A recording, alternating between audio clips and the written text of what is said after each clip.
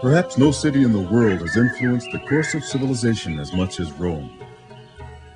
For nearly 900 years, Rome was the capital of an enormous empire that at its peak extended from Egypt in the south to the Scottish border in the north, to the tip of Spain in the west, and to Persia in the east. Wherever the legions of Roman soldiers marched, they left their imprint on those they conquered. Some of what they did was cruel, but most of their legacy was good. The Romans brought civilization to a world which knew little more than the most primitive village life. They gave their language, Latin, to those they conquered, so that French, Spanish, Italian, Romanian, and Portuguese are all Latin-based languages, and even English contains a huge number of words of Latin origin. Roman law provided the foundation of the legal systems for most of the countries of Western Europe and Latin America. Ideas of Roman justice and politics were embodied in the creation of governments in the United States and in several other modern democracies. And Roman contributions to architecture and engineering still remain among the finest and most innovative in the world.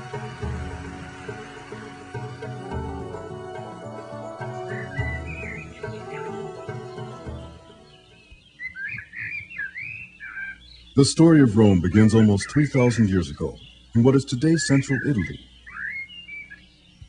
Legend states that the boundaries of Rome were first defined in the year 753 BC by Romulus, one of twin brothers of divine descent who had been left abandoned to be nursed and raised by a wolf.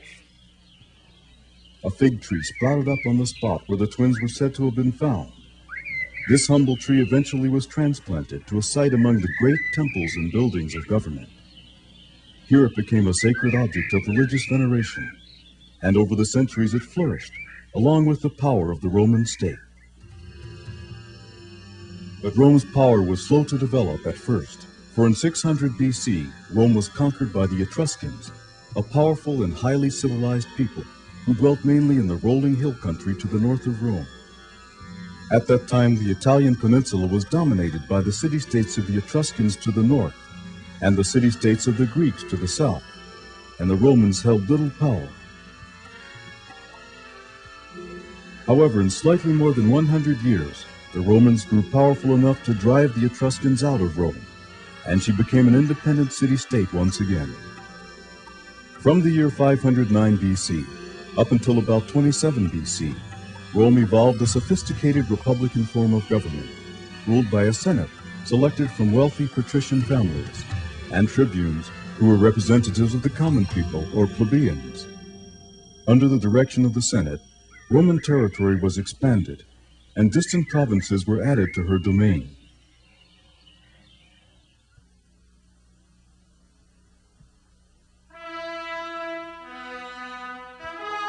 First, the Etruscans were defeated.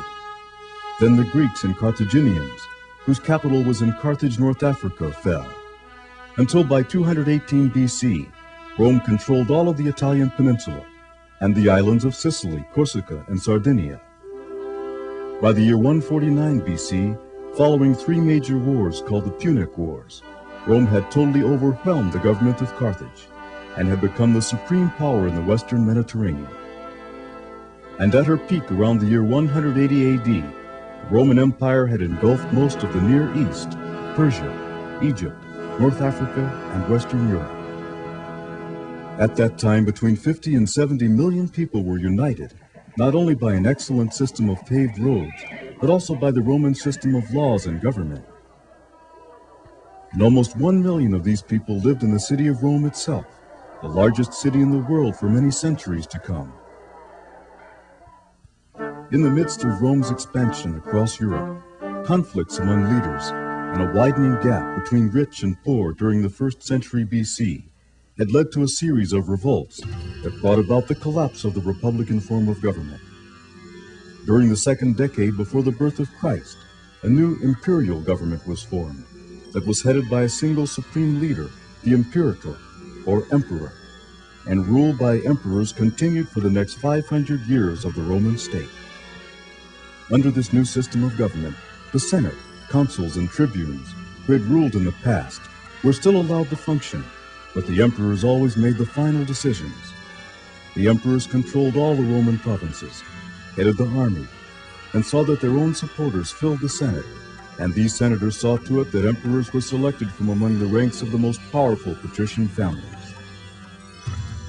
The time when Rome and her provinces were ruled by emperors is called the Roman Empire, to distinguish it from the historical period of the Roman Republic which preceded it. The first emperor was a man named Octavian, who took the name Augustus, a word meaning exalted one. The reign of the Emperor Augustus began in the year 27 BC and marked the start of 200 years of stability, peace, and prosperity that has come to be called the Pax Romana, the Roman peace. Let us discover a little of what life was like during this golden age of the Roman Empire. Wherever the Romans expanded their empire, they built temples, sanctuaries, and shrines to their many gods and goddesses, and at the same time they absorbed many local gods into their religion. The Romans worshipped all of the major Greek gods. Thus Athena, the Greek goddess of wisdom and crafts, became the Roman goddess Minerva we see here. The Greek god Hermes, the messenger of the gods and protector of trade, became the Roman god Mercury. The Greek god of the sea, Poseidon, became the Roman god Neptune. The Romans believed that the gods exercised complete control over the growth of crops, the churning of the seas, victory in battle, the happiness of families, and every other aspect of life on earth.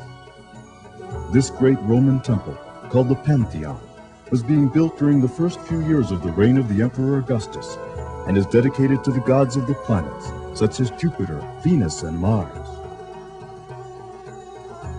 The Romans even worshipped river gods. This temple of Portunus honors the god of the mouth of the Tiber River. The Romans believed that the blessings of the god Portunus were needed to ensure the safe arrival of ships that poured in from Rome's provinces, and even for the safe passage of barges carrying the huge blocks of marble used in Roman building that entered the harbor of Ostia every day at the mouth of the Tiber, about 25 miles west of Rome. And this statue is of the much beloved god of the Nile, upon whose goodwill the wealth of Roman Egypt was believed to depend. This temple, dedicated to Vesta, the virgin goddess of the hearth and home, was very important to Romans. Inside the temple's circular walls, the ancient fire of Rome was always kept burning. This sacred fire was tended to by 6 priestesses, called the Vestal Virgins. In the Roman religion, offerings were made by priests and priestesses, the only persons allowed inside the temples, to gain the favor of a god, or even to get the god to curse an enemy. Perhaps one of the strangest Roman religious traditions was that certain emperors were deified after their deaths. That is, they were declared to be gods themselves. The list of deified Roman rulers is long. It includes Augustus and Claudius, the emperor who conquered Britain. Temples were built in their honor alongside the great forums or open squares of Rome. The Roman Forum, the ancient center of Rome, was the point at which all of the great Roman roads finally converged. The Roman Forum and the nearby Imperial Forum were the location of many of the greatest temples and were the site of the most important buildings of government. Here in these squares, speakers once addressed crowds of Roman citizens as they sought to influence the course of government. The decisions made in the buildings surrounding the forums and in the nearby palaces profoundly affected the lives of people in Rome's far distant provinces. Let us look at one example that gives us a glimpse of Roman military life and engineering methods. Around the year 122 AD, the Emperor Hadrian decided that in order to maintain peace, a wall should be constructed entirely across Britain, thereby protecting the Roman province in the south from the attacks of the hostile Scottish tribes to the north. Once word arrived from Rome of this decision, thousands of soldiers were immediately put to work on this massive construction project that took 6 years to complete. Within their ranks, the Roman legions possessed architects, engineers, surveyors, carpenters, and masons. They quarried and laid the stones of this fort the British named Chesters, built where Hadrian's Wall crossed the River Tyne. and over the River Tyne they constructed a bridge leading to the fort. That bridge is long gone, but it probably looked a lot like this ancient structure that spans the Tiber River and is still in use in Rome today. This model shows us that Chester's Fort on Hadrian's Wall was a typical Roman garrison used for housing troops. It was protected by a surrounding curtain wall and could only be entered by passing through well-fortified gates. This stone plaque commemorates bringing running water into the fort. The soldiers who built the water system did a very good job, for plenty of clean, fresh water was always available, just as it was in Roman towns. Also, as was typical of Roman towns, excellent drainage systems were built for large public latrines, through which the water freely flowed to wash away the waste. Both this bathhouse and the commandant's house were provided not only with running water, but with a heating system which allowed warm air to flow under the stone floors that were raised up on bricks, keeping them warm throughout the long, cold British winters. Bathhouses were a typical feature not only of Roman forts, but could be found in even the most humble Roman towns as well. Here at a Roman town in southern England, we see the hot pool of a Roman bath. Although the water here is heated by hot springs, every Roman bathhouse had just such a hot pool called the caldarium, and a warm pool called a tepidarium. Hot water for these pools was provided by a wood-burning furnace. Besides these pools, a cold pool called a frigidarium was always constructed, along with rooms provided with steam of various temperatures. In Rome itself, certain emperors constructed magnificent bathhouses, so large that a few covered several acres. For as Rome's wealth and power increased, so did the splendor of her monuments and buildings.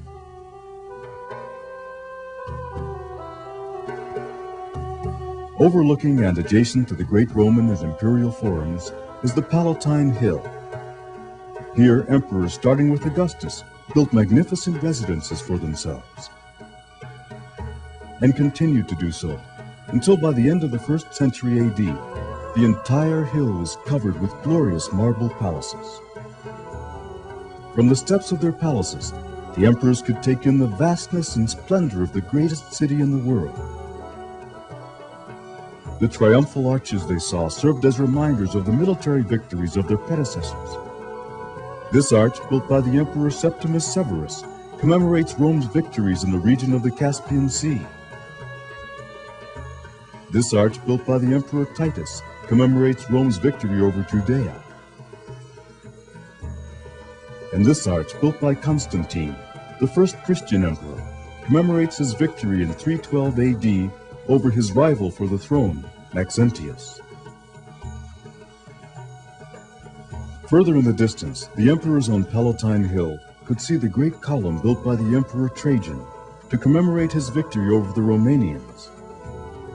And next to this great monument, Trajan constructed a large public marketplace, which at one time bustled with the common citizens of Rome, who dwelt in the thousands of multi-storied apartment buildings called insulae that were the most common buildings in Rome.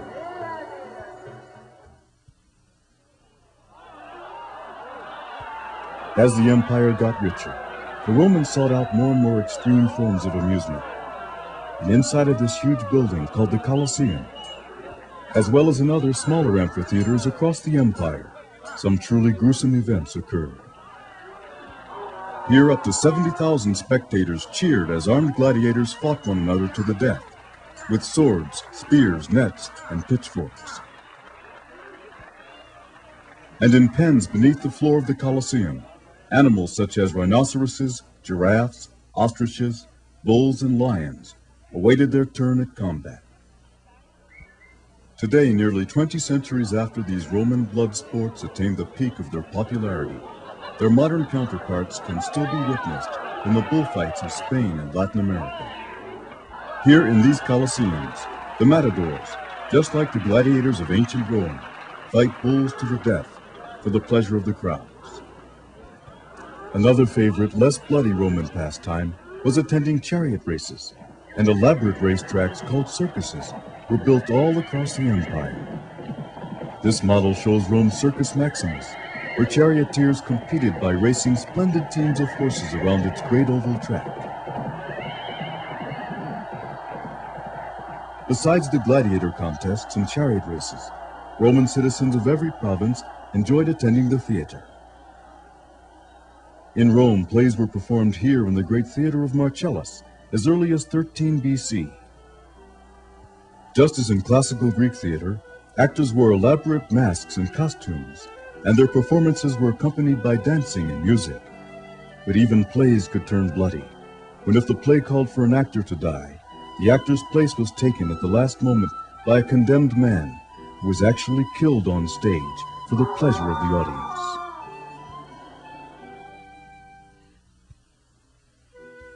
The cruel side of the Roman world extended beyond the bloody spectacles witnessed in the theater or Colosseum, for much of the great wealth of Rome depended upon slave labor.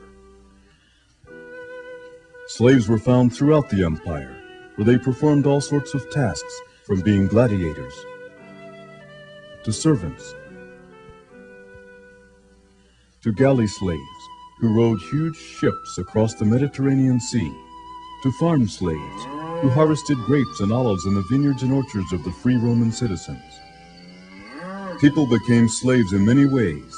Some were captured during wars, others were criminals.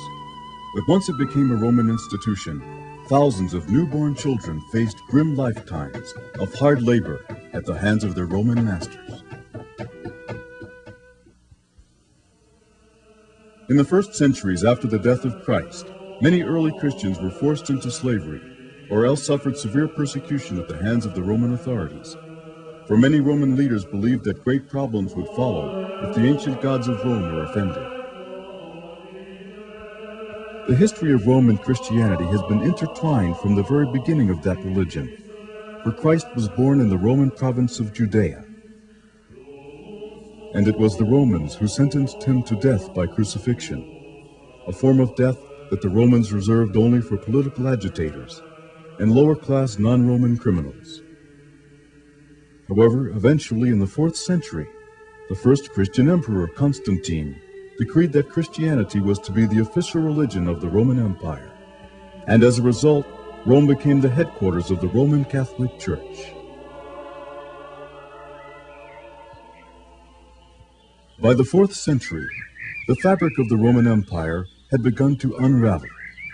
Its enormous size, attacks from barbarian tribes, and its own internal decay all contributed to its decline. It was decided that if the empire was to survive, it should be divided into smaller, easier-to-rule units, and in the year 395, the mighty Roman Empire was split in half, and separate emperors were designated to rule the East and West. Rome remained the capital of the Western Empire, and the Greek city of Byzantium, today's Istanbul, became the capital of the East, and was renamed Constantinople by the Romans. This Eastern Byzantine Empire was to flourish for the next 10 centuries as its ties to Rome gradually disappeared. But little could be done to stop the fall of the Western Roman Empire, which collapsed in the year 476 AD after repeated attacks by the barbaric tribes, the Ostrogoths, the Visigoths, and the Vandals.